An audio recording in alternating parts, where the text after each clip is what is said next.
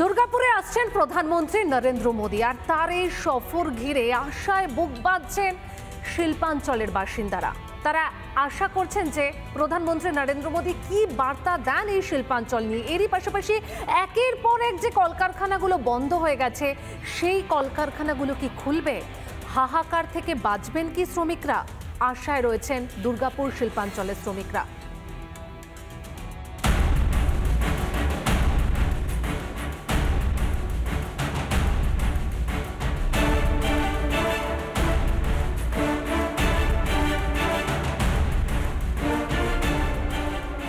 পশ্চিম বর্ধমানের আসানসোল দুর্গাপুর একসময় গম গম করত, চিমনি দিয়ে অনর্গল ধোঁয়া বেরোতো কারখানা থেকে।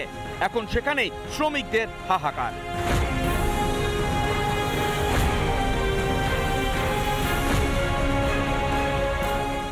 একাধিক কারখানায় কিন্তু এই শিল্পাঞ্চল গমগম করত, কিন্তু আজ দেখা যাচ্ছে সেই সব কারখানায় শ্মশানের একেবারে নীরবতা।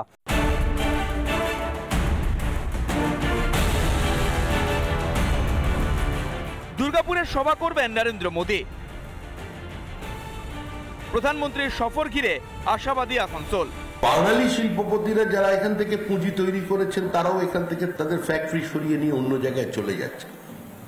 একটা সরকার চলেছে শুধুমাত্র আবগারি আর লটারির মধ্যে দিয়ে। এভাবে কোনো রাজ্য দীর্ঘদিন এগোতে পারে না। 1 বছর অপেক্ষা করুন, শিল্প বান্ধব পরিস্থিতি বিজেপি আপনাদের তৈরি করে দেবে প্রধানমন্ত্রী নরেন্দ্র মোদীর সহায়তায়। আমরাও তো আশাবাদী যে এখনো নির্বাচন, তো পশ্চিমবঙ্গের নির্বাচন এখনো প্রায় 1 বছরের কাছাকাছি বাকি। তো এত আগের থেকে যখন আসছেন তখন নিশ্চয়ই আমরাও আশাবাদী। আশা করব দুর্গাপুর হোক আসানসোলে হোক উনি শিল্পের নতুন দিশা দেখাবেন। প্রাইম মিনিস্টার দুর্গাপুরে আসছেন 19 তারিখ। প্রত্যেক লোকে নজর আছেন ও কি বলবে, ডেভেলপমেন্ট লেকে কি বলবে। এখনো পর্যন্ত এই কারখানার যেসব আবাসন রয়েছে সেই আবাসনে বহু শ্রমিকের পরিবার রয়ে গেছেন। গ্লাস ফ্যাক্টরি খুলবে অনেক পার্টির লোক, অনেক সব পার্টি, কোনো এমন পার্টি এসে বলেনি যে খুলবে না। সবাই বলেছে যে খুলবে, কিন্তু খালি আশ্বাস দিয়েছে আমাদের। আমরা তো আশা রাখছি, আমরা তো আশা রাখবই। উনি প্রধানমন্ত্রী, দেশের প্রধানমন্ত্রী, ওনার কাছে এই মেসেজ দরকার আছে। হ্যাঁ, তিনি যেন আমাদেরকে মানে আবার সেই জায়গায় ফিরিয়ে দেন। চাইছি যে মোদি যদি কারখানা এটা খুলে দাও। অনেকগুলো তো কারখানা আছে, অনেকগুলো আছে।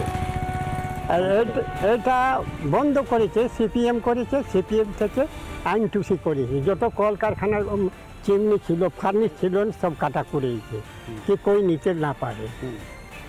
আর যদি হয় মোদি যদি আসে তাহলে খুলতে পারবে, তারা ইয়াদের ক্ষমতা না।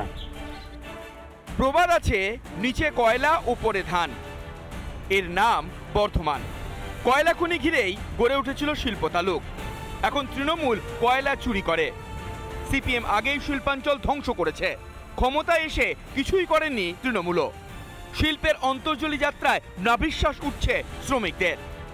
এই প্রেক্ষাপটে শিল্পাঞ্চলের হাল ফেরাতে প্রধানমন্ত্রীর অপেক্ষায় আসানসোল।